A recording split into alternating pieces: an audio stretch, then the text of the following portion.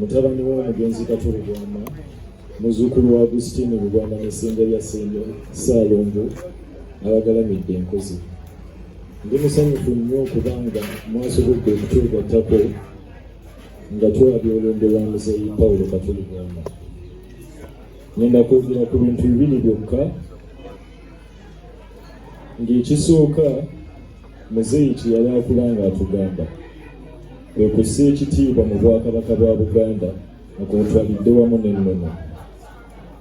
Okwagala Obwakabaka si musango ng'abantu kye baagala okututuukako. Era nze ndi musanyufu okubeera nga taata waffe yatuguza okuva mu buto ng'akutuukiriza okwagala Ssaabasajja Kabaka. Era wano we tuli ba monarchists, tetuli ba Republicans. Era twakulanga tusooka kutuulira okusabira Ssaabasajja Kabaka nga tumusaba abeerewo. Ekyokubiri, abazadde bonna abali wano badde mbasaba musomese nnyo abaana emirimu gyammwe gye bakola. Nze nafuna omukisa buli kimu kyenjize mu nsi taata wange yakinsomesa wadde nagenda ku masomero gonna. Era neewunyanga nnyo abantu abagamba nti teyasoma. Olaba yasomesanga ebintu nse practically. Kyova olaba nga mwasobodde n'okubeera nga mukuba endongo wano eggulu lwakubeera nga yatusomesa. Era mwoko okutusomesa mbakuutira nti nno ebirooto bya Muzeeyi bigendagendera ddala waggulu mu maaso. Ng'ekisookera ddala twamubbuddemu studios ze twayogerako mu kumuziika ze bayita Katulu Bwama Studios. Katulu Bwama agenda beera Walt Disney wa Uganda okuggyako nga si nzaasisi. Naye bwe mba nga nzaasisi, Katulu Bwama agenda kubeera Walt Disney wa Uganda nga bwe yali akyagala. Ekisemberayo ddala njagala okutwala omukisa kuno okubeebaza mwenna gye mwavudde okujja okusanyuka wamu naffe Ssaabasajja Kabaka Ronald Muwenda Mutebi owookubiri awangaali Solida kyusa embeera.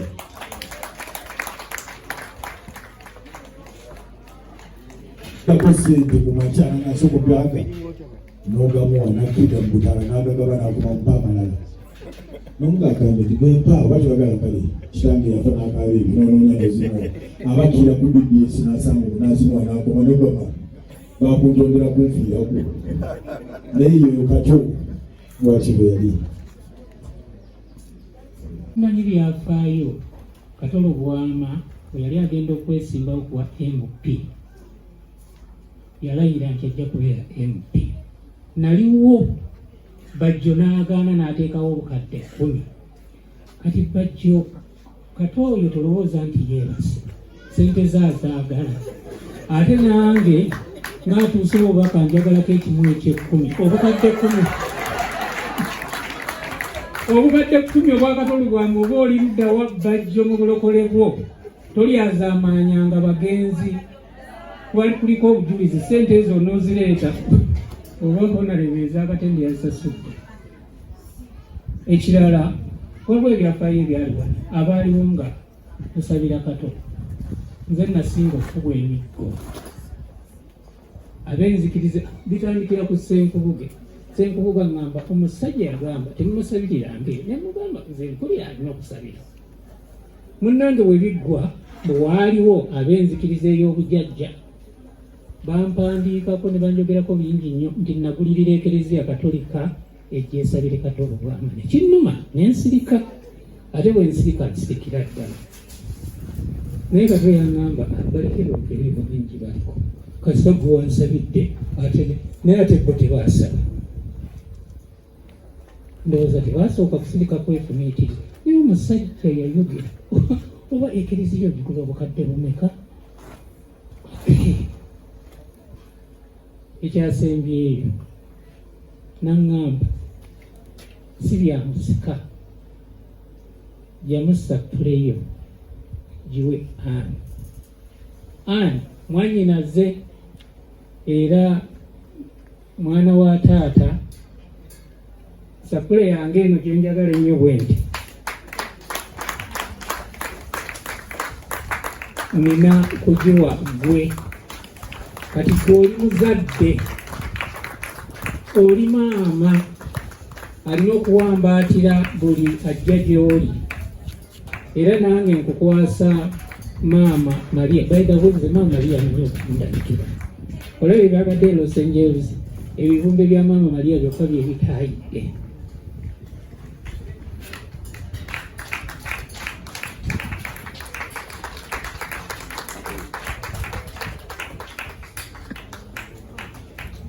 Nangamba nkujjukize Sezaalawo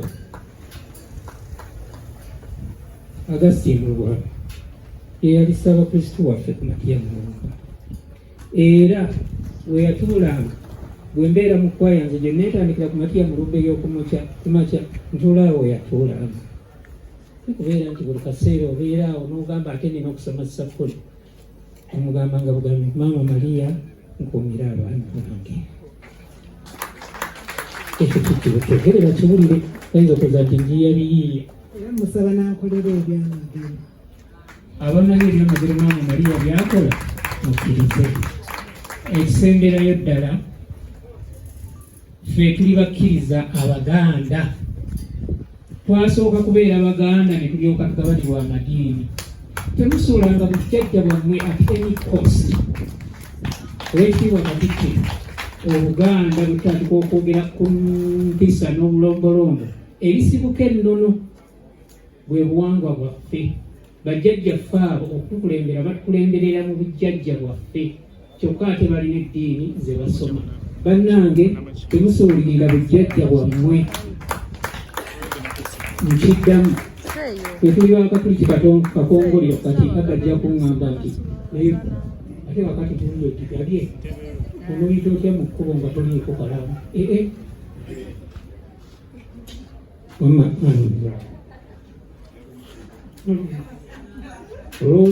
Olowooza nno ebyamagero tebitabuse, kati bwe mba sirina gye nzizaamu mba sirimbye.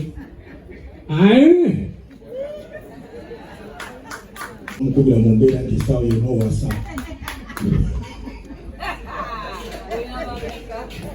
Era nno byongerere naye walamusisobola. Mwenna abagenyi baffe abazze wano tusanyuse nnyo bambi okubalaba. Abagenyi baffe ab'ebitiibwa ndabira nnyo mwebale nnyo okujja wano. Abaami n'abakyala abazze wano tumidde abavubuka banagodeni okubakulisa enkonge bama n'amayi bye mugambe mukujja wano nga tetunnaba kutandika bye tukola. Zikanyandule bamemba baffe maama oyo omulala omuwamba baddeewo oyo erinnya lye tumuyita Ssegawa. Oyo omulala omulungi omutono atyo oyo erinnya lye tumuyita Charles. Mwenna abagenyi abazze wano tusanyuse nnyo bambi okubalaba. Abagenyi baffe ab'ebitiibwa mwebale nnyo okujja wano. Nze bampita Kapapaali kambabuulire naye nga linnya lya taata lye yali ayitwa. Taata wange yampaako kambabikire wabula yafa dda nnyo mu Nsasire. Yali musuubuzi taata gye nazaalibwa era yalina n'edduuka mwe nakulira. Kyokka ng'edduuka ya taata mwe nakulira ye yalina omupapaali awo ku mabbali. Abayindi b'ewaffe gye nakulira nga bajerega taata okufa obuffe. Nga bubuze w'omuyindi akagirita olwo najerega taata okukamala. Nze Katonda Kikwasona mugirita wabula Kapapaali ye mugirita. Erinnya lya Kapapaali tekukakata. Taata bwe yafa ffe nange tekulyejjuza.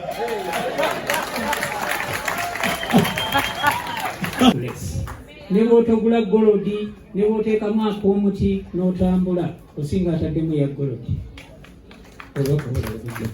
Wamma tugende mwana wa kitange. Sebeewo yagala ntontono. And all the time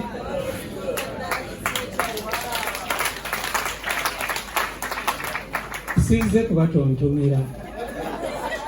si bye yantumye naye nga yantumye. Nabadde ku mukutu mukama wange Katikkiro Musaamu ekitiibwa, bajjajja mwenna, bannakatemba, abayimbi, abatontomi, abakulembeze, naddala abo abaagezaako ne batusubya obwa minisita